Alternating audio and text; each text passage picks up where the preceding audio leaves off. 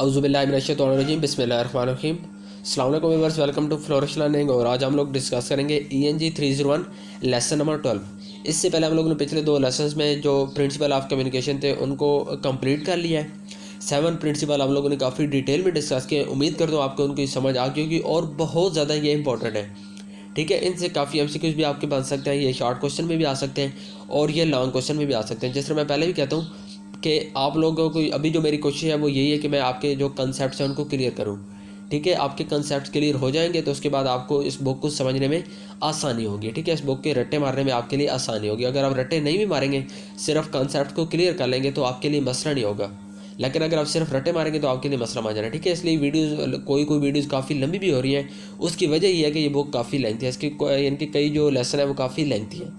ठीक है, तो जो मेरा बेसिक एम है वो यही है कि आपके जो कॉन्सेप्ट्स हैं उनको अच्छे अंदाज में क्लियर करूं ताकि कहीं पे कोई कमी बेशी ना रह जाए, ताकि कल आपको पेपर में बैठे तो आपके कॉन्सेप्ट्स क्लियर हो तो वहाँ पे आप सेल्फ राइटिंग भी इजीली कर लेंगे। ठीक है, तो यहाँ पे आप देखें तो इंटर कल्चरल कम्युनिकेशन आज हम लोग लेसन नंबर 12 में डिस्कस करेंगे। इंटर कल्चरल कम्युनिकेशन, ठीक है, कि जब भी आप कम्युनिकेशन को समझना चाहते हैं इंटर कल्चरल के एक ही कल्चर के अंदर, ठीक है, या कल्चर से बाहर जब आपने कम्युनिकेशन करनी होती है तो आपको समझना चाहिए कि किन चीज़ों का। Inter cultural communication the country में देखें land and climate, history and government, economy, education, transportation, health.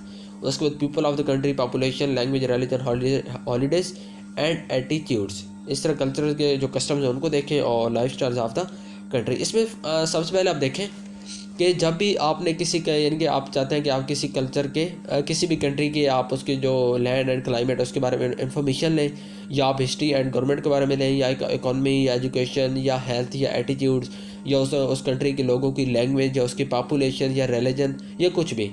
ठीक है, तो आपका बेसिक जो एम है वो क्या है कि आप उस मुल्क के जो कल्चर है उसको जानना चाह रहे हैं। वो क्यों जानना चाह रहे हैं? क्या आपके मुल्क में ये सारी चीज़ नहीं है? नहीं, आपके मुल्क में ये सारी चीज़ें हैं, लेकिन आपको ये फील होता है कि फ़लाँ जो मुल्क है उसकी डिफरेंट है। और लाजमी बात है, ये बेसिक सी चीज़ है कि हर मुल्क का जो कल्चर होता है वो एक कंट्री से दूसरे कंट्री की निस्बत डिफरेंट होता है। ठीक है, तो इसलिए ये सारी चीज़ों को आप जानना चाहते हैं। तो जब भी आप कम्युनिकेशन करते हैं, ठीक है, चाहे आप विद इन द ऑर्गेनाइजेशन कर रहे हैं या आउटसाइड द ऑर्गेनाइजेशन कर रहे हैं, ठीक है, तो आपको उस जो यानी कि किसी भी कंट्री में आप कर रहे हैं तो आपको उस कंट्री के A to Z चीज़ों का आइडिया हो, उस कंट्री के पीपल्स का आइडिया, उनकी पॉपुलेशन कितनी है, उनको वो यानी कि जो लोग हैं वो लैंग्वेज कौन सी यूज़ करते हैं, उनका रिलीजन क्या है, और उसके बाद उनके एटीट्यूड्स क्या हैं। इसी तरह उस मुल्क में हेल्थ का जो यानी कि आप ये कहते हैं हेल्थ की जो सिचुएशन है वो क्या है, ट्रांसपोर्टेशन की सिचुएशन वो क्या है, एजुकेशन का जो यानी कि शरह ख़वानगी है वो क्या है, लिटरेसी रेट यानी कि क्या है, उसके बाद इकॉनमी उसकी कहाँ है, हिस्ट्री एंड गवर्नमेंट का जो रोल है वो क्या है, उसके बाद लैंड एंड क्लाइमेट। इसी तरह लाइफ स्टाइल उस कंट्री की क्या है, कल्चरल कस्टम्स क्या है। तो ये सारी चीज़ों का आपको आइडिया होगा तो उसके बाद ही आप एक गुड कम्युनिकेटर बन सकते हैं। यानी कि फ़र्ज़ करें आपने बाहर एक लेटर लिखना हो, किसी भी फॉरेन कंट्री में आपने एक लेटर लिखना हो, या आपको कोई लेटर रिसीव हो जाए, कोई ऐसा लेटर आपको रिसीव हो जाए कि जिसमें यानी कि आप ये कह दें कि जिसमें स्टार्ट में साइन किया गया हो। हम लोग क्या करते हैं पाकिस्तान में कि जो साइन करते हैं सिग्नेचर एंड पर करते हैं, लेकिन कोई आपको ऐसा लेटर रिसीव हो गया कि जिसमें लेटर स्टार्ट पे किया है, यानी कि साइन पे जो लेटर के स्टार्ट है उसमें साइन किए गए, तो क्या वो लेटर गलत है? नहीं, गलत नहीं है।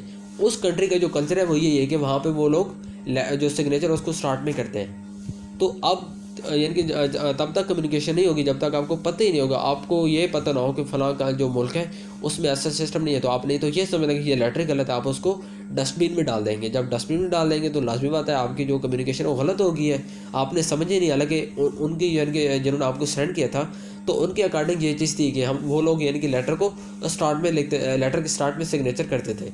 इसी तरह आपने कोई लेटर रिसीव किया है, उसके एंड पर 2 यानी कि डिफरेंट किस्म के आपको सिग्नेचर नज़र आ गए, आप उसको भी गलत समझ लेंगे।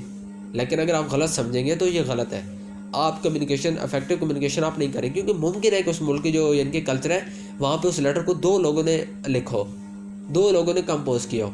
ठीक है, आपने तो आपकी जो राय उसमें तो ये है कि एक बंदे ही लेटर लिखता है, लेकिन हो सकता है कि उस मुल्क का जो कल्चर है उसमें ये हो कि 2 बंदों ने लेटर जो है वो कंपोज किया, तो इसलिए वहाँ पर 2 बंदों के जो सिग्नेचर आपको नज़र आ रहे हैं।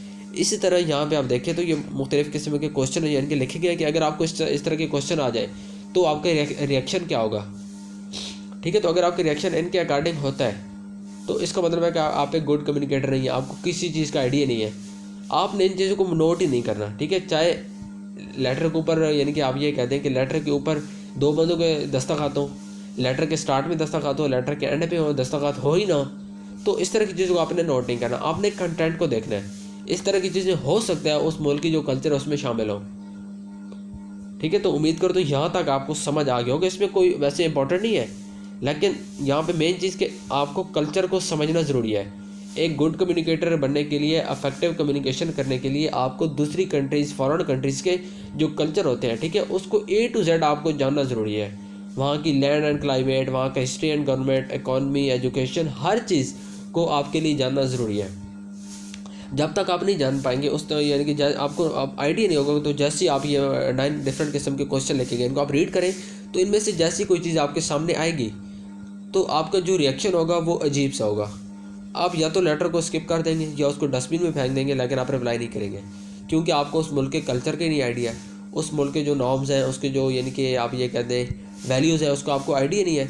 तो फिर आपने लेटर को डस्टबिन में डालना है, आपने रिप्लाई तो नहीं करना, लेकिन आपको रिप्लाई करना है, आपको रिप्लाई करना है, क्योंकि आपको कल्चर का आइडिया होना चाहिए।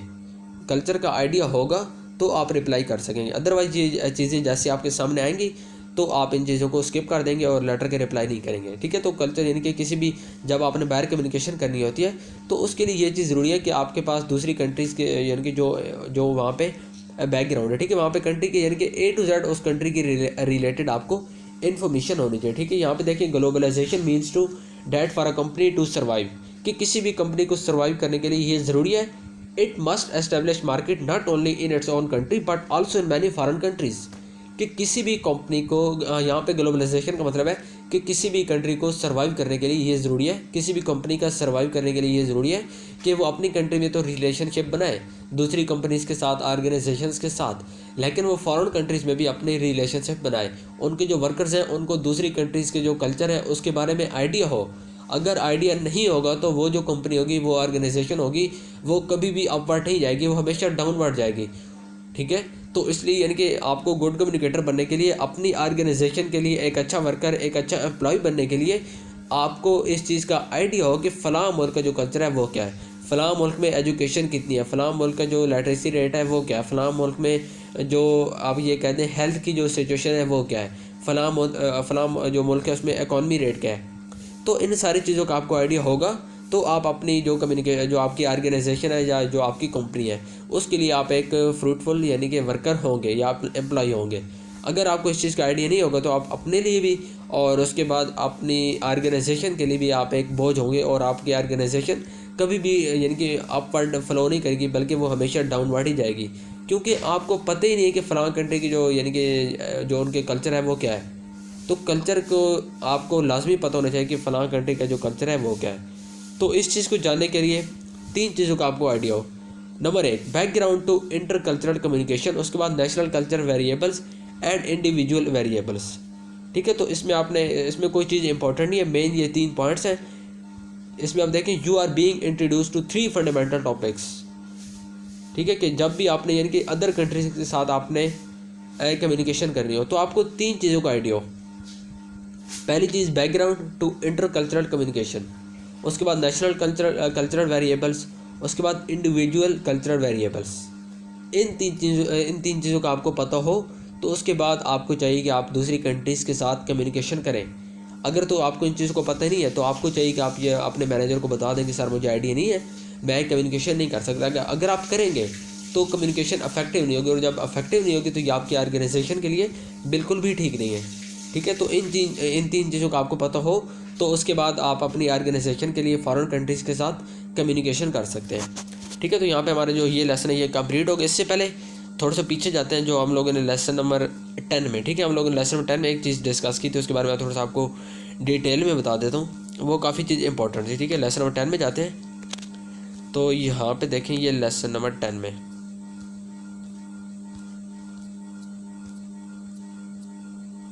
यहाँ पे लेसन नंबर 10 में आप देखें तो हम लोगों ने एक चीज़ डिस्कस की थी, ये सिंपल वर्ड्स, ठीक है। अब आपने 7 का जो प्रिंसिपल ऑफ कम्युनिकेशन है उनको आपने डिस्कस कर लिया, अंडरस्टैंड आपने कर लिया है।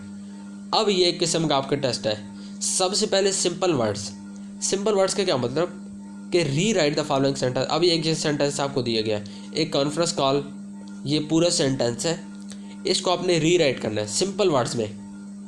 अब वो सिंपल वर्ड्स का क्या मतलब है कि जिस तरह हमने क्लैरिटी में पढ़ा था कि आपको कम्प्लेक्स वर्ड्स को यूज़ नहीं करना, आपने सिंपल वर्ड्स को यूज़ करना है। आपको लेंथी जो एक्सप्रेशन है यानी कि एक्सप्रेशंस है यानी कि वर्डी एक्सप्रेशंस को उसको आपने यूज़ नहीं करना, आपने कंसाइजली यूज़ करनी है, कंसाइज वर्ड्स आपने यूज़ करनी है। तो यहाँ पे देखें ये अंडरलाइन जो लफ्ज़ किए गए हैं, ठीक है, अंडरलाइन कुछ एक्सप्रेशंस को अंडरलाइन किए गए, इसी तरह कुछ वर्ड्स को भी अंडरलाइन किया गया है। तो इसकी आपने प्रैक्टिस करनी है अपने तौर पर। अब यहाँ पे देखें अफोर्ड अस एन अपॉर्चुनिटी, तो इसमें अब यहाँ पे आप क्या लिख सकते हैं इसकी जगह, अलाउ अस, सिर्फ अलाउ अस लिखते हैं तो ये मतलब क्लियर है। उसके बाद टू इंटरोगेट, इंटरोगेट की जगह आप यहाँ पे लिख सकते हैं आस्क। इसी तरह बाकी नुमेरस, उसके बाद रिम्यूनरेशन, और उसके बाद प्रपोजल एंड कंस्यूमिनेट द रूमर्स, ठीक है। तो इस चीज़ को आप देखें तो इससे आपकी जो प्रैक्टिस है वो अच्छे अंदाज में हो जाएगी। उसके बाद कंसाइज वर्ड्स, कंसाइज वर्ड्स में आप देखें कि आपने लफ्ज़ों को शार्ट करना होता है, ठीक है। कोई भी चीज़ डिटेल में आपको बता दी गई है, डिलीट द एक्स्ट्रा वर्ड्स, आपने एक्स्ट्रा वर्ड्स को डिलीट करना होता है और जो वर्ड्स वहाँ पे मेंशन होते हैं उनको आपने शार्ट करना होता है। किस तरह, अब यहाँ पे देखें at the present writing, present writing यानी कि अब यहाँ पे इसको आप शार्ट किस तरह कर सकते हैं, यहाँ पे आपने लफ्ज़ यूज़ करना है नाउ, सिर्फ नाउ लिख दें, एट द प्रेजेंट राइटिंग को स्किप कर दें। आपका जो at the present writing 4 words हैं ये एक लफ्ज़ में कवर हो जाएंगे और वो लफ्ज़ है नाउ। इस तरह आगे जाएँ, so I am taking the liberty of sending you an updated list. अब यहाँ पे आई एम सेंडिंग यू सिर्फ आप कर दें, टेकिंग द लिबर्टी ऑफ तो इसको आप स्किप कर दें, सिर्फ सेंडिंग यू कर दें। 2 लफ्ज़ में इन 5 लफ्ज़ों को या 6 लफ्ज़ों हैं इनको आप 2 लफ्ज़ों में कन्वर्ट कर दें। तो इस तरह आप कंसाइज कर सकते हैं, ठीक है। अगर आपको 7 प्रिंसिपल की समझ आई थी तो ये कंसाइज वर्ड्स वाली जो यानी कि आप ये कहते हैं एक किस्म की एक्टिविटी है, इसको आपने करना है। उसके बाद सिंपल वर्ड्स की जो एक्टिविटी है इसको भी आपने अपने तौर पर प्रैक्टिस करनी है और ये आपके एग्जामिनेशन पॉइंट ऑफ व्यू में इंपॉर्टेंट है, ठीक है। वो आपको इस तरह के कोई लाइन दे सकते हैं, तो जब तक आपको इस चीज़ पे ग्रिप नहीं होगी, आपकी प्रैक्टिस नहीं होगी, आपको 7 प्रिंसिपल के ऊपर ग्रिप नहीं होगी तो आपके लिए मसला होगा। उसके बाद करेक्ट वर्ड्स, अब यहाँ पे देखिए ये जो कुछ वर्ड्स हैं इनको अंडरलाइन किए गए, ये करेक्ट नहीं है, ये इनकरेक्ट है, इनको आपने करेक्ट करना है। किस तरह करेक्ट करना है, अब यहाँ पे देखिए बिटवीन यू एंड आई, अब बिटवीन यू एंड आई ये थोड़ा अजीब लग रहा है बोलने में भी, तो यहाँ पे क्या आएगा, between you and me, between you and me he has a long ways. अब वेज की बजाय यहाँ पे वे आएगा, she has a long way to go to be relator. अब रिलेटर क्या होता है, रिलेटर को तो कोई अजीब से लफ्ज़ है, यहाँ पे आपने लफ्ज़ यूज़ करना है एजेंट। उसके बाद इररिगार्डलेस, अब आपको पता है कि एक लफ्ज़ होता है रिगार्ड, एक होता है रिगार्डलेस, तो यहाँ पे डबल यूज़ हो गया इररिगार्डलेस, इररिगार्डलेस कोई लफ्ज़ नहीं है तो यहाँ पे अब यहाँ पे डबल नेगेटिविटी आ गई है इररिगार्डलेस को शो करके। तो ये चीज़ भी आपने 7 प्रिंसिपल्स में पढ़ी है कि डबल यानी कि नेगेटिविटी भी नहीं है, यहाँ पे रेपिटेटिव वर्ड्स आ गए, इसको भी आपने रिमूव करना है। उसके बाद ऑफ द पर्सन हुम, अब पर्सन हुम ये थोड़ा सा अजीब लग रहा है तो यहाँ पे आएगा person who, of the person who you select.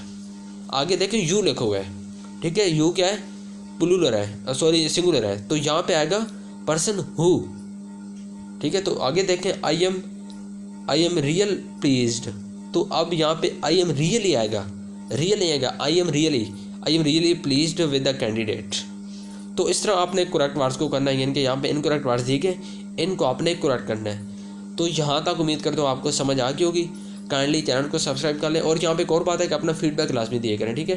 Feedback से फ़ायदा ये होगा कि अगर आपको कोई चीज़ समझ नहीं आ रही तो उस चीज़ को फिर मैं इंप्रूव करूँगा और उसके बाद इंशाल्लाह नेक्स्ट वीडियोज़ में जो नेक्स्ट लेक्चर अभी हमारे रहते हैं उसमें आपको फ़ायदा होगा।